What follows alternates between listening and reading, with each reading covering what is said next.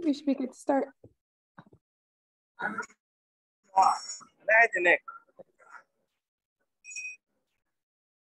just hold on. Everyone's on mute. Okay. Well, greetings and welcome to Cleveland Sisters 2022. My name is Felicia Haney, and I will be serving as the moderator for today's International Film Panel. This is my first time becoming acquainted with most of you, so I'll just let you know a little bit about myself. I am a proud Eqypt grad. I am the founder of Beach Street Publicity, a boutique communications firm based here in Cleveland, Ohio, and proudly serve as the creative director for the Greater Cleveland Urban Film Festival, more affectionately known as Eqypt, who just celebrated 11 years of bringing you the best of Black film, life, and culture. It is my pleasure to be here, and on behalf of Eqypt, I'd like to say thank you for the invitation, and we look forward to working with you all in the future. Now, before we get into things, I would like to thank all of our attendees for joining us here today. Thank you for coming. And please note that there will be an audience Q&A after the panel, so get your questions ready. Additionally, I would like to thank our sponsors and donors who have made Sister Cities possible this year. This includes Eaton Corporation, Swagelock, Cleveland Hungarian Development Panel, the University of Akron, Rotary Club of Cleveland, Lithuanian American Community, Cleveland Chapter, the Slovenian Museum and Archives, Cleveland Public Library, and the City of Cleveland. Now, without further ado, I'd like to thank our panelists and officially welcome them to the Sister Cities International Film Panel, where we will discuss film, film festivals, and the cultural boundaries that film is able to bridge across. Our panelists are Bill Garvey. Bill is the president of the Greater Cleveland Film Commission. He is a former motion picture and television location manager and scout with 26 years of experience. Just last year, he won the Location Managers Guild International Award for Best Period Location Management for his work on the Academy Award-winning Warner Brothers film, Judas and the Black Messiah, starring Daniel Kaluuya. This is the highest accolade in the world for location management in the industry. Welcome, Bill. Patrick Shepard. Patrick serves as the Associate Director of the Cleveland International Film Festival and is currently in his 25th year with the organization.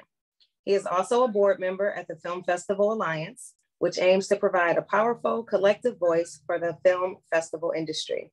Welcome, Patrick. Anand Veridaraj. Anand is the festival director as well as the founder of the Bangaluru International Short Film Festival. Anand joins us from Bangalore, India. Welcome, Anand. Thank you. And last but certainly not least, all the way from Alexandria, Egypt, we are joined by Noor Yusri. Noor serves as the communications director for the Alexandria Short Film Festival. Welcome, Noor. So again, thank you all for participating today. And before we move into our more detailed questions, I just wanted to ask each of you if you could explain in about 2 minutes or less how and why each of you began working in film. Who are you starting with? Well, you first jump right on it. All right. Well, I love storytelling. I love the power of film to be able to inspire, to educate, to connect people, and also to empathize with subjects across the world, across different cultures. So that's really what drew me to this industry, and the ability to work with creatives, to work with some of the most creative, talented people in the world is also, it's been thrilling over the last 26 years.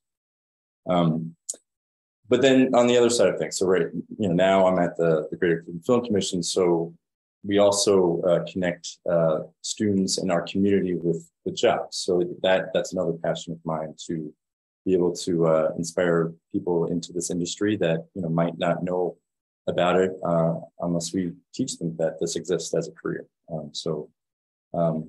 Lot to love about the movie business, and we've known it for a long time. So it takes that passion to keep us going, and we are passionate about it. So we're doing a lot of work to connect kids with this business. And we're fortunate to be in this job. And just a second, take just a second to tell us a little bit more about this award. It sounds so. Well, so the Location Managers Guild. So we, as location managers, we're the right-hand person of the director and the production designer on a movie. And as such, we break down the script, we find all the filming locations, and we enact the vision of the director, what they're looking for. Half the image that you see on a movie is what you see behind the actors' heads. So that acts as another character. It can really enable the storytelling, and it's a really creative process, which has thrilled me and driven me over my career. So last year I competed against 5 other movies from around the world, and we're fortunate enough that Cleveland has this amazing architecture, incredible patina and history behind it, and it made my job easy because everywhere you look in Cleveland, it just looks wonderful. And that's what filmmakers really respond to as well. When we come here, and show filmmakers around, everywhere they look, it looks great. So it's easy to tell stories. Cleveland is a chameleon. It can represent any city it needs to be in a story. And we've done that over decades now. So we have a good track record of high-end content being made. The last 3 movies I've worked on have, last 2 out of 3 movies I've worked on have been nominated for Academy Awards. And hopefully the last one I worked on that's coming out later on this fall will also be nominated. It just opened the Venice Film Festival, White Noise. Awesome. Congratulations. Thank you so much for sharing with us. So Patrick, I'll just go on to you next. You've done this for 25 years, or going into your 25th year, in which you just mentioned a little while ago that the first 3 years, or that you didn't become full-time until, I guess, which would be the start of your 4th year. So tell us how you developed this love for film, and, how you got here. Yeah, I would say my love is for both film and festivals, and I would echo Bill's comments about storytelling, because especially with an international film festival, you can tell you can share stories by people from all walks of lives and lived experiences, and there are so many issues and topics that we can address, not only through the screenings of these films, but also interactive Q&A opportunities after films. Sometimes there's even a special opportunity to moderate a panel discussion with not only the filmmakers, but maybe people in the film or experts on the various topics. We have a strong emphasis on social justice here at the Cleveland International Film Festival, and we see film as a change agent, and we also see festivals as a change agent, so people can learn and hopefully be emboldened to take action to make their community a better place in which to live. And again, there's so many stories told at any given film festival, not just in Cleveland, but all around the world. So I just feel like it's such a learning opportunity to bring somebody to a film festival and help them experience it. Absolutely. Thank you. Adnan, did you want to go ahead and jump in? Sure. Anyway, thank you everyone for having me on this panel, and it's wonderful to hear both of you. My journey started, as you know, India is a land of movies, and we are the largest movie-making country in the world, and we all grow up with movies, and I have been watching movies all my life.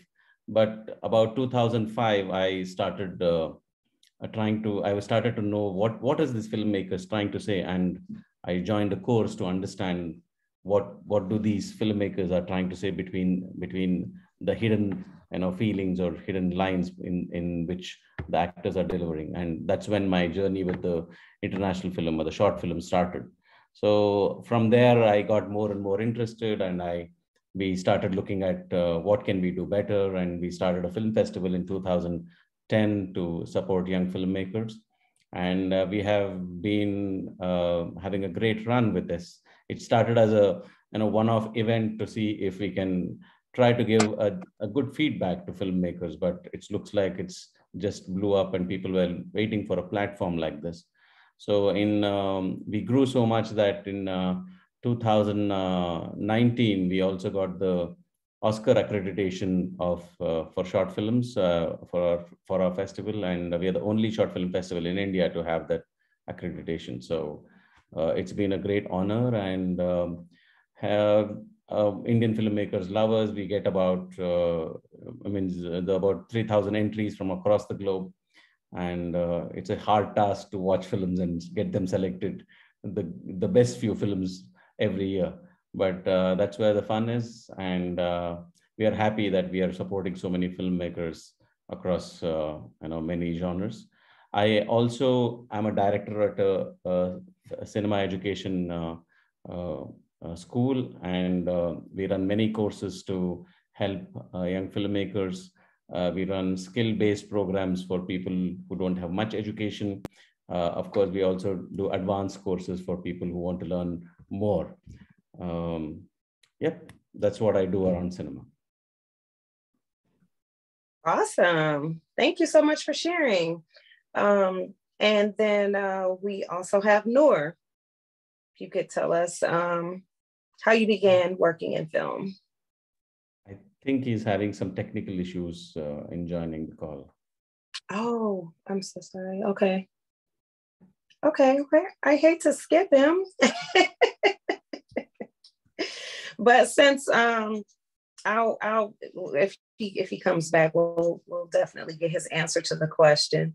But I'll move on to the next question. And I guess I'll start with you, Anand, since you went last. You can kind of continue on with this one. So you've already spoken, and all three of you have kind of already spoken a little bit in your introduction about why you began working in film. You've kind of discussed about your organizations and what you do, but I wanted to delve a little bit deeper into that. So if you could give like a brief description of your organization and its role. And then I'd also like to add, because I've heard a couple of you mention youth or teaching when you've spoken about that. So if you could maybe add, the role of your organization and why this youth component is important to it. So the organization, I'm part of the Bangaluru International Short Film Festival. It started with an idea where I was invited to a lot of short film screenings by young filmmakers, and they used to get their family and friends. And every time you see a film and you're trying to say what a shitty film, and you can't tell them because all their family and friends are saying what a great film you've made. And it became a little awkward that I used to run away before they ask me, okay, how was the movie? And sometimes you have to lie, and somewhere you have to hide your face and trying to go around the crowds.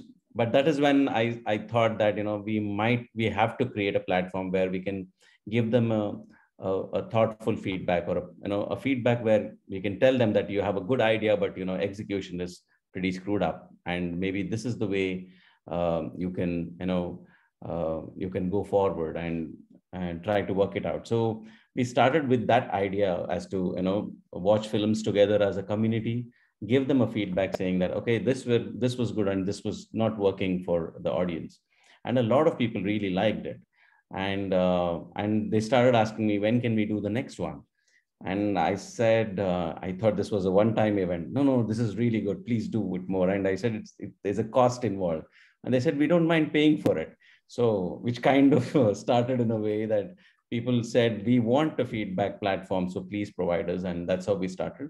And once we started, we realized there are these problems of, people are not educated in cinema. So we started making courses. We got experts to come and teach them between these festivals.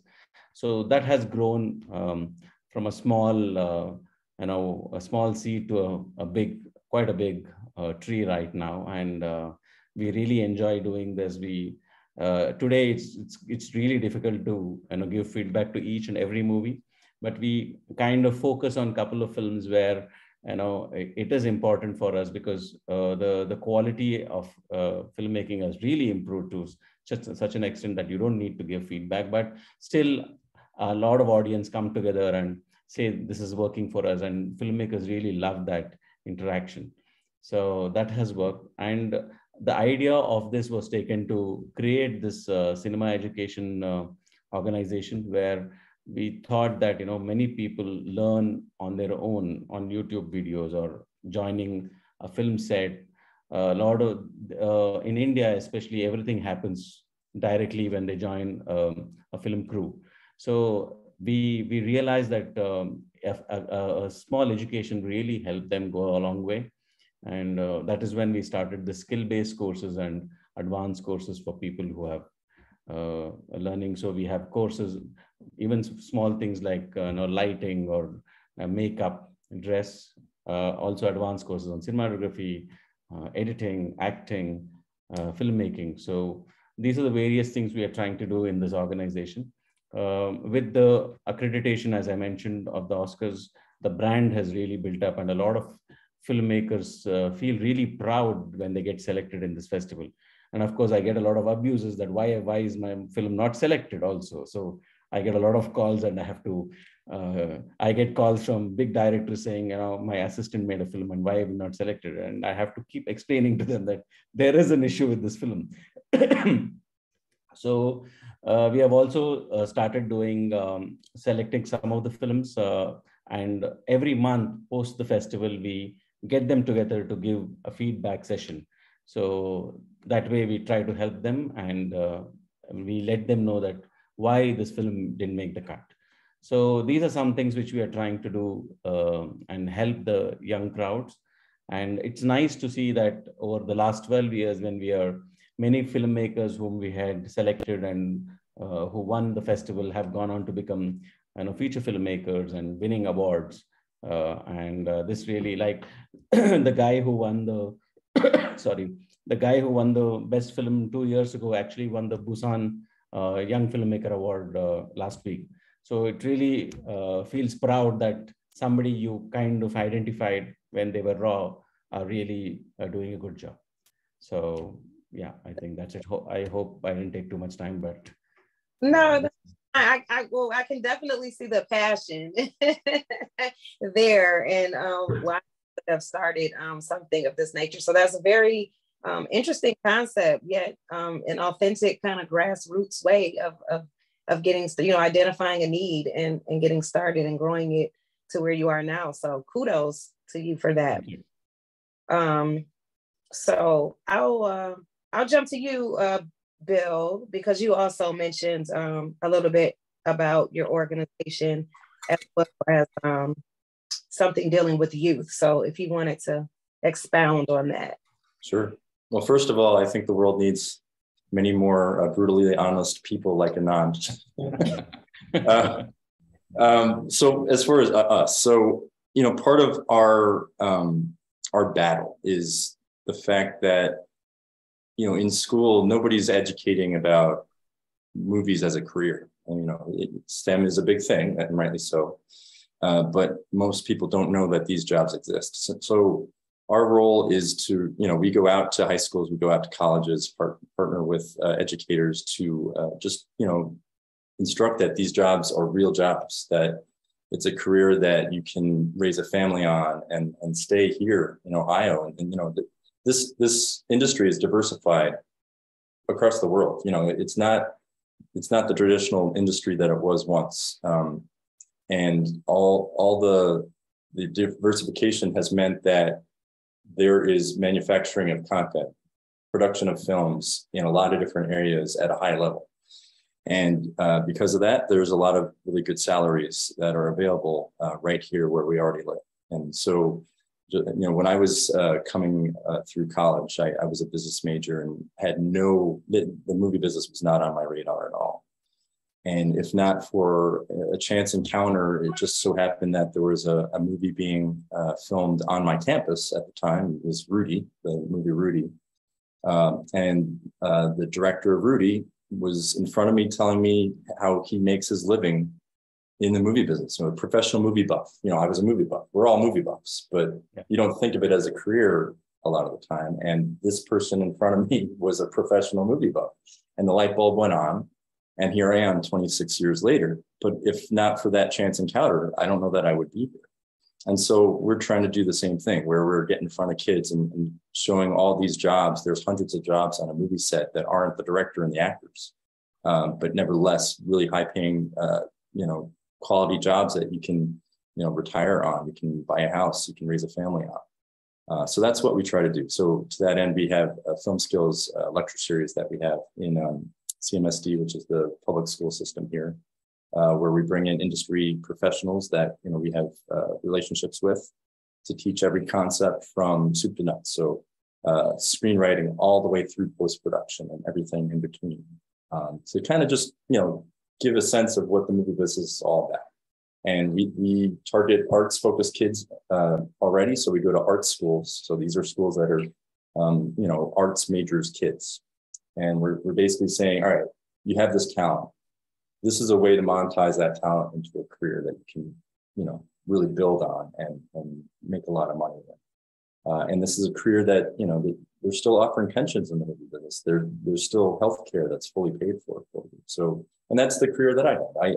I had, a pretty good salary and, a pension and healthcare along with it. So, that's our high school focus. And then on the college level, we partner with all the film schools locally who are already doing a great job, but we go in and we talk about the business side of the movie business. So, in film schools, obviously the focus is on the art, how to, produce movies, how to make your movies, how to make your content, how to light, how to write, how to edit. We do the other side of things. So we go in and we talk about the business. We talk about paperwork. We talk about call sheets and day-to-day schedules and all the nuts and bolts of the business behind the scenes. And those are where all the jobs lie. So that's focused towards kids 18 or older in college, or not even necessarily in college. It could be people changing careers. It's an accessible career with a low barrier to entry. So we do that work with partner colleges. We do one-off production assistant workshops. We do networking mixers. We do internships. The business has changed a lot, especially recently. So there's a lot of paid internships on production now. And we are fortunate enough to be a one-stop marketplace through which all this stuff gets sourced. So we work with studios to attract business to Ohio, to spend money in Ohio, to hire in Ohio. But then we also are the conduit through which internships are sourced out of those productions for the local community, and making that connection and making connections between producers and vendors and producers and filming locations. So basically we take, my experience and my colleagues' experience from having worked on production, and then, bring it to the Film Commission, where we're, proactively going out and targeting projects that can be successfully made in Northeast Ohio. And it's not necessarily projects that have to be written for Ohio. We are a chameleon, so we've stood in for every city around the world at one point or another on a lot of the movies that have been made here. So, we do that work. And then also, obviously, this is a tax and incentive-driven business now. So movies have decentralized out of the traditional hubs because of tax incentives. There's 100 countries around the world that offer a tax incentive. There's 36 states around the country that offer tax incentives. Ohio is one of them. And so we advocate for the economic environment that brings these projects here. And the ultimate goal is to create a steady, stable, innovative industry. And we've had, a track record of success over the 13 years of the tax incentive, but we also leave money on the table. So, Ohio is kind of middle of the road when it comes to tax incentive caps. And we compete against other states with larger caps, more of a draw because of that. And because of that, we leave a lot of money on the table. So for all the projects that have come, and there's been significant investment in Ohio, 190 million spent last year alone. $224.5 million worth of applications were turned away because we ran out of tax incentive. And so those jobs go elsewhere. That spending goes elsewhere. So it's our job to advocate for the tax incentive environment that will bring all jobs that want to come, all the money that wants to be spent. And I think we can get there, and we're going to get there relatively soon, in my opinion. Wow, that is really great information. Thank you for sharing that. I didn't even know the depth of all that you guys are doing. So yeah, I appreciate you sharing that. That is awesome. So Patrick, I'll get you to jump in here and talk a little bit more about your organization and its role. Sure. So our work is focused on exhibition and education. So we like to say we show the newest and best films from around the world, and we help people learn something along the way. And of course, what makes a festival special are filmmakers. So to the best of our ability, we try to bring as many feature filmmakers in, and we certainly welcome short filmmakers.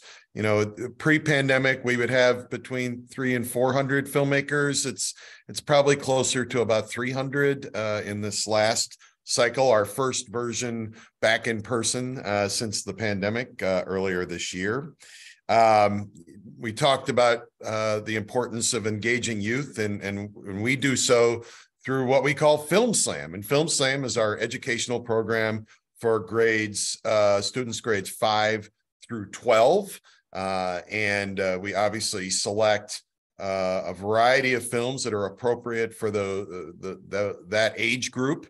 You know, there's a lot of interest in foreign language classes for the festival, but there's still many other general documentary features and documentary shorts that are very engaging for that group. And I really think it's important for people to see themselves or somebody like them on the screen. They need to that it's so much more compelling when you see somebody that shares maybe not your exact lived experience, but something like it. And one I remember, and this was, I think, either the year before the pandemic or a couple of years, we had a short film in Film Slam called Zion. And Zion was about a young man who was he was a champion wrestler here in the state of Ohio, and coincidentally, he was born without legs. So he was winning all these tournaments here in Northeast Ohio, and just the story was not just about his athleticism. It was about what he personally had to overcome over the course of his childhood and his young adulthood. And when Zion entered the theater after the lights went up, when his film was screened, the excitement in the audience of the young people, the young Film Slam students, was just extraordinary. I mean, he got a standing ovation, and they asked every possible question. And he, to his credit, even when we had to move people out of the auditorium, the students followed him into the skylight concourse of Tower City, and he took every question, and he was engaging, where he would take any picture with anybody, and that was such a memorable moment, I think, not only for us who organized the festival, but for those students in particular, and seeing a young man overcome adversity to really become a champion. And I think that's inspirational. And this is the exact type of storytelling that film and festivals can do. So that's why we always try to bring as many people in to engage the audience as possible. We do have a college program where we offer complimentary tickets to students with college IDs, and now that we're right next door to the Cleveland State University School of Film and Media Arts, now that we moved to Playhouse Square this year, I think we're really going to try to look to see how we can enter into a collaboration where we're really having a stronger engagement with the students that are literally steps away from where our film festival theaters are. And one more thing I'll mention is our community engagement program. We work typically with about 140 nonprofit organizations whose mission and work have some connection to a particular film in the festival. And Felicia, I want to thank the Greater Cleveland Urban Film Festival for being a longtime community partner. And Bill, that's very much the same about the Greater Cleveland Film Commission. And these are all Northeast Ohio nonprofits where not only is there an opportunity to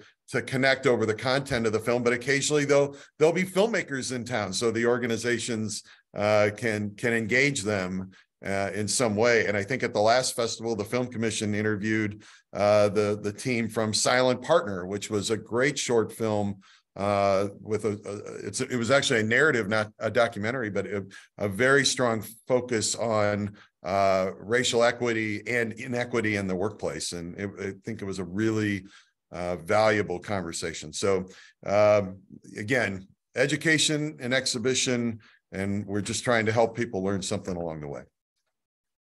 Awesome. Well, you guys are definitely teaching me some things along the way. So this, this is wonderful.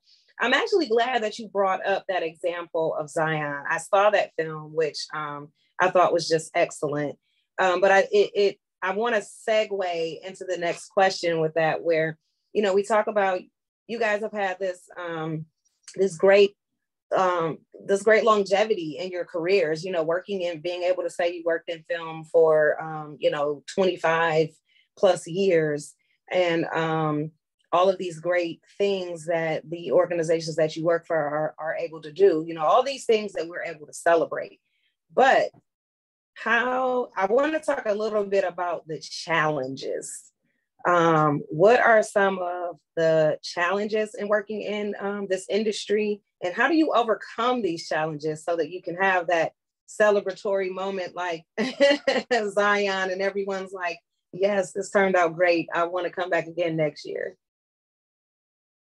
It's open, whoever wants to jump in first. Okay, some of of course, the challenges I face is, of course, fundraising. I think Patrick is the expert. I should hire him for my next festival. I know I'm a very bad fundraiser. I'm horrible with that. Just like when Bill said, we need more people like you. No, you don't need more people like me, especially in fundraising. The reason being, sorry. The creative are the ones that get the money. Yeah.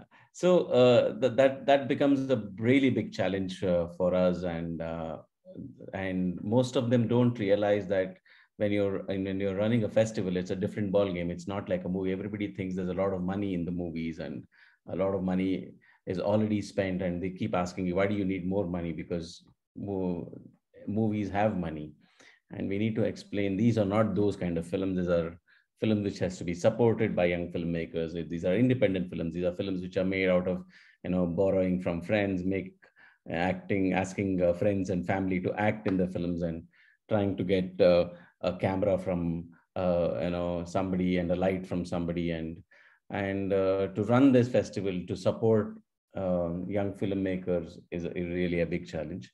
The other challenge is the creative side, where we get hit by about 3,500 entries every year, and we have to curate only about 10% of that, and it's a big challenge that you have to sit and watch through we have a good primary jury team, but for some reason I still want to hold on to it, and I watch all the films.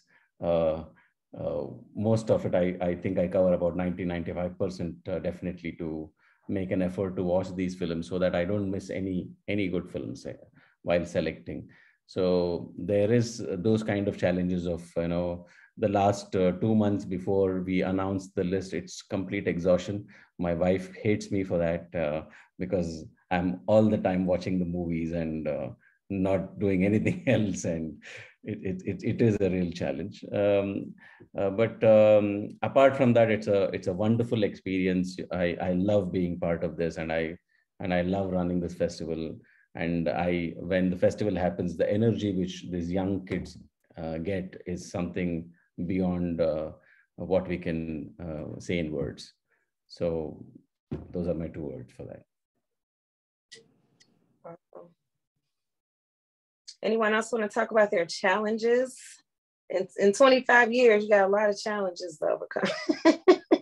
Well, fundraising for a nonprofit organization, you pretty much start from zero every year. And, our budget in a normal year, a non-pandemic year is about $3 million.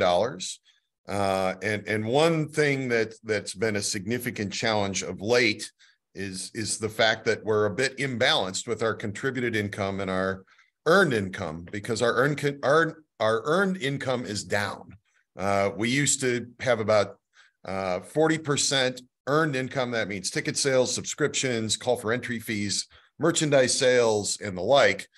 Contributed income being corporate sponsorships, foundations, government grants, and individual donations. But we're closer to, I would say, 75-25 or 80-20, relying very heavily on this on contributed income, and so we're going to be very focused in this coming year and the years to follow of how do you bring people back to film festivals in the wake of a pandemic. We did have a solid turnout at Playhouse Square this past year, but it was not what was close to what we were used to at Tower City leading up till 2019. And I will just say that I just think that there are industry shifts overall.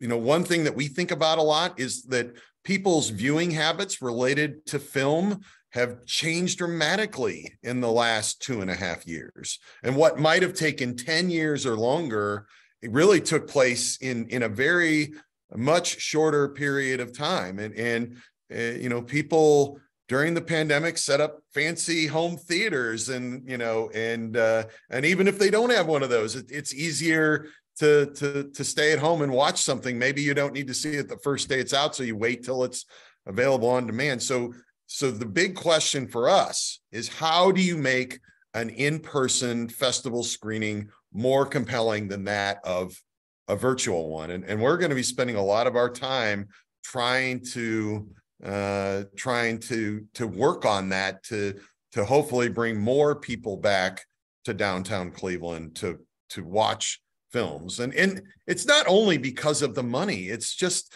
the filmmakers just love to see full auditoriums of film goers watching the work that they created. So again, the current struggle is to how do we make a compelling case to bring people back in person?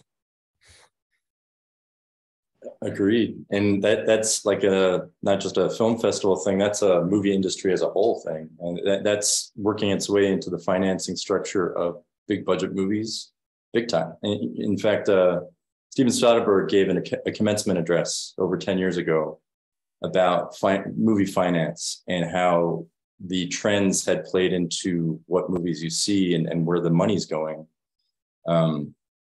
So I highly recommend Googling it if anybody wants to read. But and for us, though, the fundraising aspect of what we do, obviously we are not for profit as well. So that's always a struggle because we face the stereotype, well, it's the movie business, there's lots of money. I echo what Anand said. And because of that, we don't get any of the money from the movies that come here.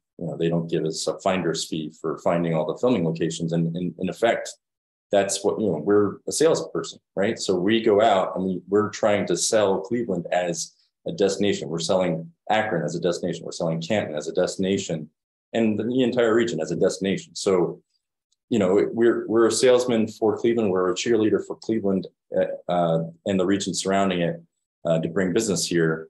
But we don't get any money from, any of the movies that come. So, that's always a hill that we have to climb. And then, there's the other aspect of, well, in any tax incentive, any help that we give you is just, working its way out the door and going to Hollywood. In fact, that's, it's just not true. The money is spent here. In order to qualify for tax incentive, all expenses have to be done within the borders of Ohio to Ohio qualified vendors. So when I worked on my last movie, we worked with 256 local vendors, and they're all getting that. We work with 921 other crew members that are, just living here locally, and we don't really advertise that we live here. We're not a play. We're not, you don't, when you go to the theater to see a play, that's advertised. Everybody knows it exists. Movies, we're under the radar. So the best case scenario for a production is that nobody knows that we exist, because it's much more easy to film when there's no audience. So those are the kind of the challenges we face. And I'm not saying, cry for me, but it is a challenge sometimes. Absolutely. Thank you. I do want to make sure that we get some chance to have audience Q&A. So I'm going to ask the last two questions as a two-part, one question. So the first part is, what do you see as the role of film in sharing culture and building bridges across culture? And do you feel that there are certain aspects of the film industry which restrain the effectiveness of film to act as a tool to bridge these cultural differences? It's kind of a long question, but I can read it again too, but if anyone wants to go first. I'll just touch on the empathy thing, right? So, one of the things that drew me to the film business is the power of film to create an emotional connection with the subject, right? And especially with historical storytelling, to understand what has happened in the past, and so that we don't repeat it, right? So to educate, but also to empathize and create those bonding human nature elements of empathy. That's the power of film. So I think, the barrier to that is maybe financing. Obviously, it's traditionally been very expensive to produce movies, very expensive to film, but that cost is coming down. So we see technological advances over the last 20 years. The movement from film to digital has reduced costs significantly. The ability of film cameras to sense darkness has advanced to the point where lighting is much less elaborate, which reduces costs. So I think the cost impediment to manufacturing movies has come down. So that's actually a good thing, but it's still expensive. It's a very collaborative process. It costs a lot of money because there's a lot of people involved in it. So, if anything, I guess it's that. But I think the benefits and the power of film is much stronger and better than the disadvantages. Awesome. Anand, did you want to weigh in on the question? Oh, you're on mute. Sorry. Can you hear me now? Yes. On the question of culture and understanding culture and bridging, I think movies are a wonderful way of understanding cultures. For me, I have learned so much about different cultures across the globe by watching movies. Languages, understanding different languages, understanding different ways of how people are in different. See, when you watch movies, most of the stories are similar. It's a story about two people. It's a family story. It's a friendship story. It's a lover story. But the cultures always are different. And these things, I think, more cinema is a wonderful way to bridge this gap, because I understand what is happening across a border, across the other side of town, or across the other side of the world. And I think it opens the mind of people to understand when you're watching, and you're doing a community watch with a few people, and you're watching it on the big screen. You might be watching something of Latin America, but you're actually sitting in a small town of Bangalore in southern India. So I think it really bridges the gap in those sense. And the certain aspects, as you said, the effectiveness of the bridging tools. Yes, as Bill was saying about how the technological advances have reduced the filmmaking. Now we can see Unreal Engine coming in, and all the VFXs.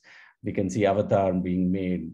A planet which does not exist, and we can't dream of. These kind of things are being shown.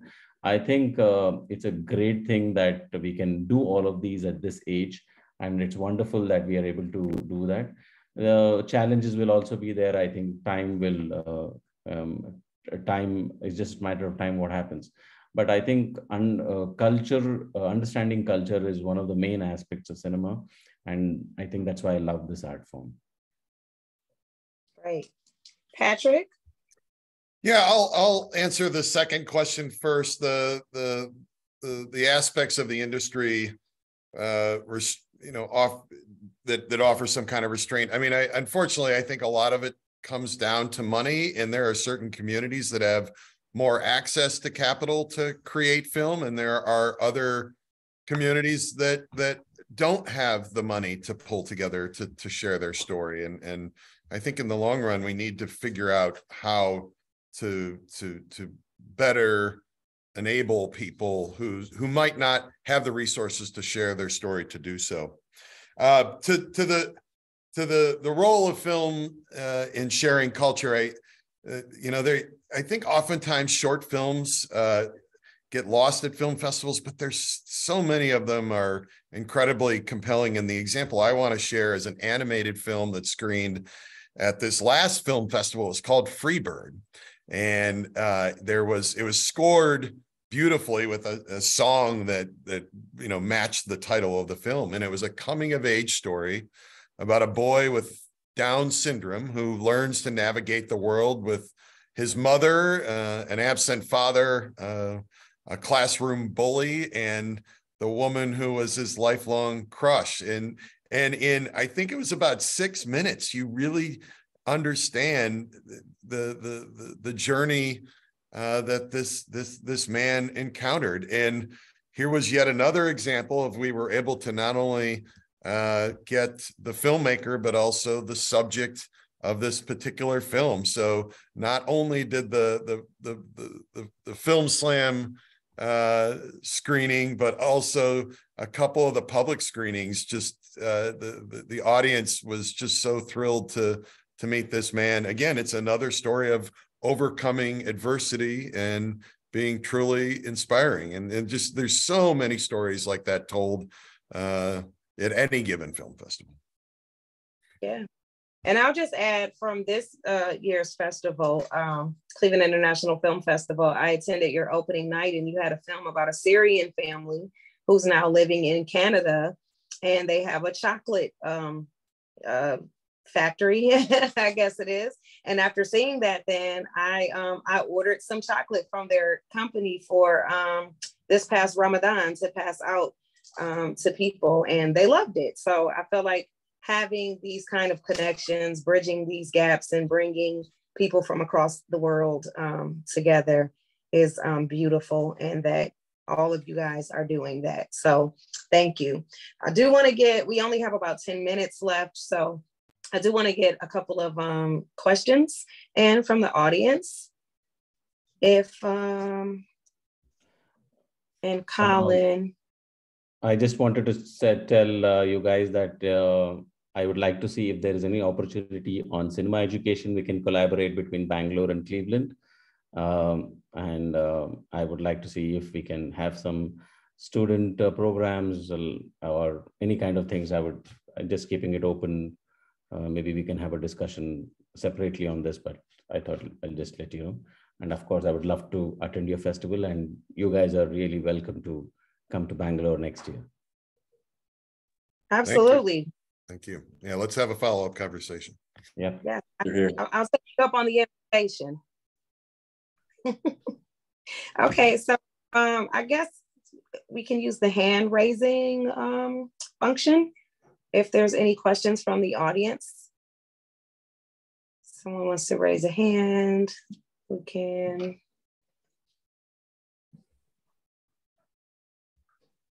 Actually, I'm unable to see all of the participants, so maybe I shouldn't say that. I don't know if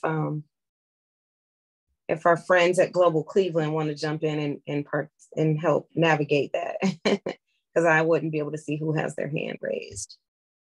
Yeah, my understanding is that this is a Zoom webinar, so people can ask questions through the Q&A feature. Okay. They can type in a question and we can react to it. Of course, we welcome comments as well.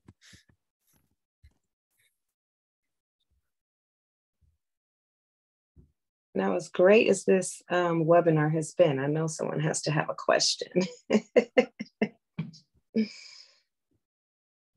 Are you going to be like the teacher in class? I see you out there. Do we want to call on people?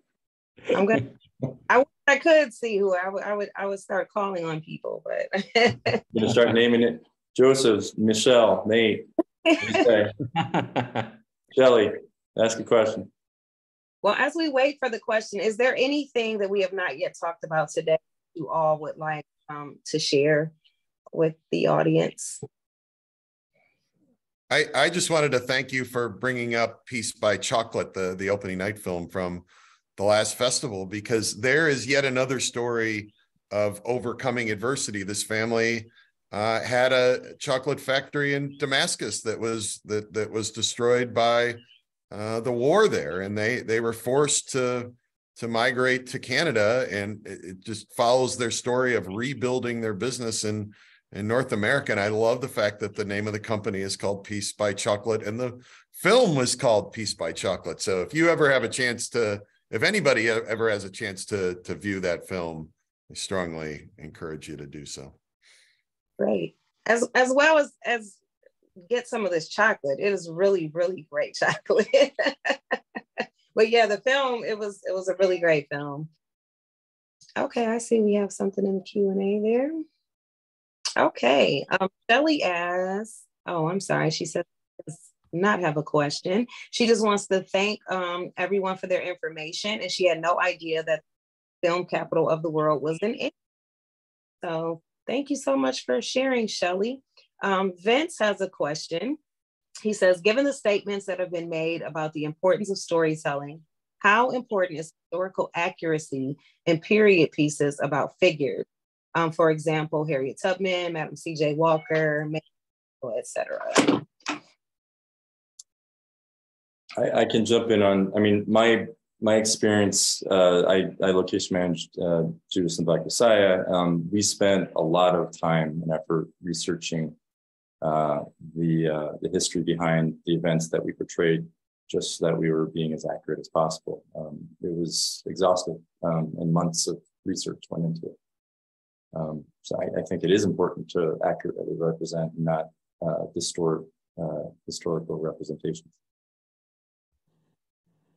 Something that's recently in my mind is the new Ken Burns documentary that screened on PBS about the United States and the Holocaust. And I actually was a double major that included history. So I feel generally, I mean, I don't know everything, of course, but I know enough to gain a general understanding of a lot of things. And something that really shocked and quite frankly horrified me is that when Hitler was beginning to persecute the Jewish populations of Germany and the Eastern Europe, he was basing a lot of his plans on what the United States did in the Jim Crow South.